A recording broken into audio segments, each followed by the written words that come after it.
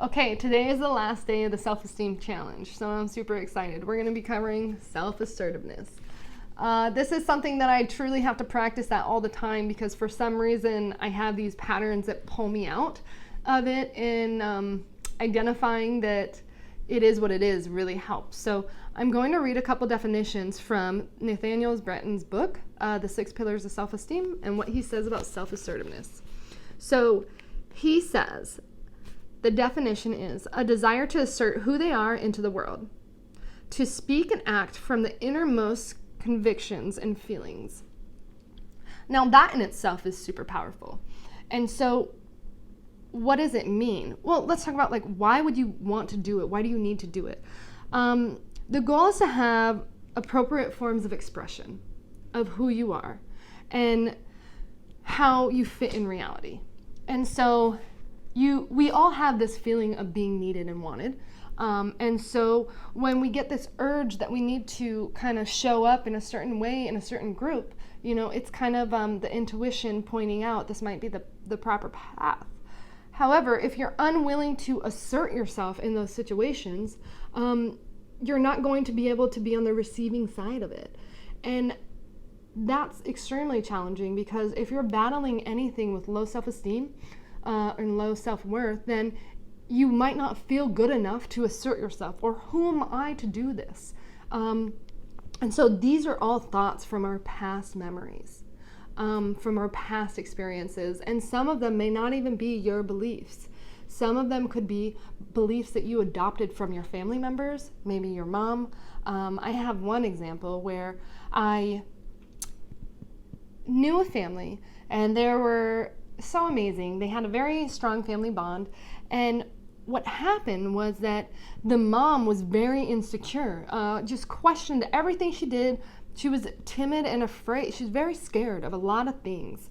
And what happened is that her son ended up adopting some of those beliefs. And later on in life, I really saw them come out because I just couldn't understand, why they didn't really make sense.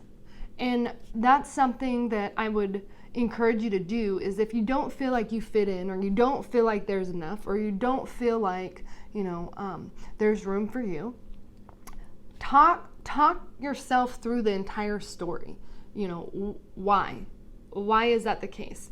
I don't have enough education.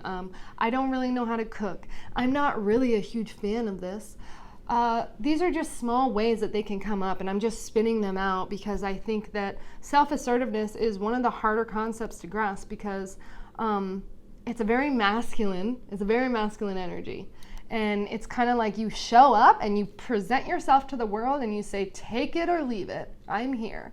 And if you don't feel very confident, you're not going to want to do that. But I will point out that the reward of being vulnerable and allowing others to connect with you is very important.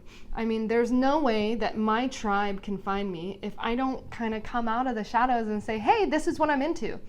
Very simple, if a small child goes to a grade school, let's say it's their first day in first grade, and he's very nervous about making friends.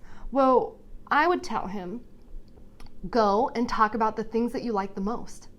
Talk about your dinosaurs, talk about science, talk about, playing capture the flag. Let's talk about these things so that other people who have similar interests will gravitate towards you, right? But if nobody's talking about anything, then it keeps everybody very separate. And that's where a lot of depression comes from, is this idea of separation and this idea of judgment. And if we could just slowly start chipping away at that, it would change the world. It would change the way children grow up and how they experience the world and what they can do for the world. And I guess that is my hope, is that, when I witness a strong woman asserting herself with femininity and ease, just showing up and being present to receive any gifts that are available, that's power. That's true beauty. Because she's not asking for anything. She's just showing up. And then those gifts will find her because the vibrational energy matches. And that might be harder for you to comprehend at this moment, but you will comprehend it if you choose to go on through the rest of the course. But if I decide to stop living in the memory of the past and I'm choosing to live in inspiration today, then most likely I'm going to say yes to a lot of things. Yes, yes, yes, I'll try that, I'll try this, I'll try that, because I'm just so encouraged and excited about the inspiration. I almost want to draw more of it. Inspiration is a wonderful feeling. It just fills you up with energy, and you have so much abundance that you want to give to other people. It creates this very playful attitude. And when we're living by the memories of the past, what happens is that we say no a lot. We're like, nope, been there, done that. Nope, that's not for me, that's not for me. And it creates a very confined reality where you only have, a handful of options that you're willing to experience. What happens when you kind of shut yourself down is that you aren't able to attract the relationships that you need or want. And you're really just creating a reality that you've already had in the past. And so you're just creating more of what you've already had. And inspiration is kind of reaching for something that you haven't yet had, right? You're inspired to take action. I mean, there's something inside of you that just moves and you have to do it. And so that's the point. When you're living from that inspiration, it's like your body is pulling you to show up, and the chatter in your brain is quieter. Your emotions are louder and the story is quieter. And so throughout this week, I'm hoping that you've been able to at least identify when the chatter's going, when you're talking from the memory of the past and you're letting that kind of dictate your choices and experiences.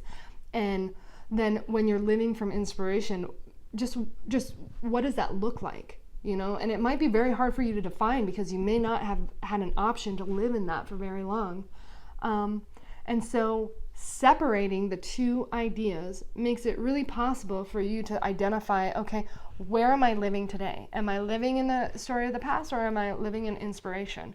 And if I am living in inspiration, then self-assertiveness is not really a problem, because you're not worried about judgment, and you're not worried about separation, and you're not worried about, everybody else outside of you, because the inspiration inside of your heart is so loud that that's really what you're focusing on.